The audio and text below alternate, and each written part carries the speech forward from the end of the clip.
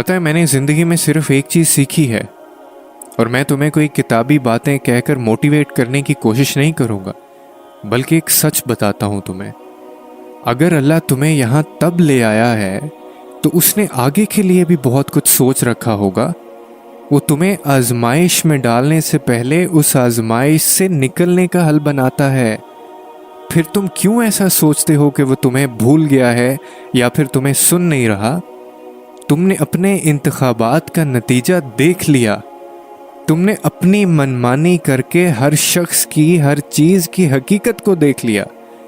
تم نے خدا کی نافرمانی اور اپنی ضد سے یہ تکلیف خریدی ہے، تو اب اللہ کے انتخاب کا انتظار کرو۔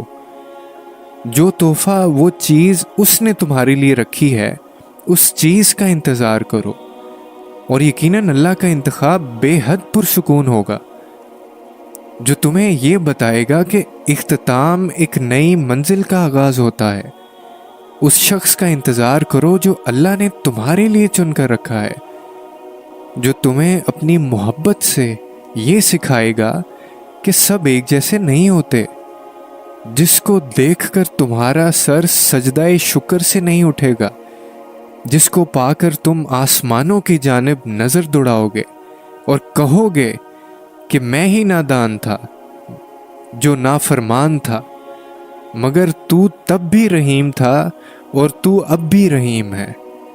اور پھر تم یہ کیسے بھول جاتے ہو کہ اللہ قرآن میں فرماتا ہے کہ تم مجھے ویسا ہی پاؤ گے جیسا میرا گمان کرو گے۔ یہ سب ہم پڑھتے تو ہیں لیکن سمجھتے نہیں ہیں۔ کیا تم جانتے ہو کہ جب حضرت موسیٰ کے پیچھے فوج لگی ہوئی تھی تب اللہ نے کیوں سمندر کو 2 حصوں میں بانٹ دیا؟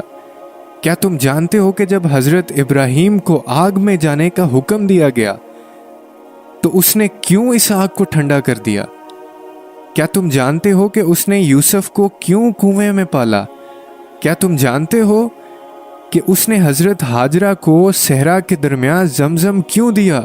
کیوں اس نے حضرت یونس کو مچھلی کے پیٹ میں بھی محفوظ رکھا؟ ان سب میں بس ایک چیز مشترک تھی، اور جانتے ہو وہ کیا تھی؟ وہ تھا یقین، تقوی۔ صرف اس لیے کہ ان میں سے کسی نے ہمت نہیں ہاری، انہوں نے یقین رکھا کہ خدا رستہ نکالے گا، اور دیکھو خدا نے رستہ نکالا۔ وہ سب اس پہ یقین رکھ کے آگے بڑھتے رہے، اور دیکھو اس رب نے بھی انہیں مایوس نہیں کیا۔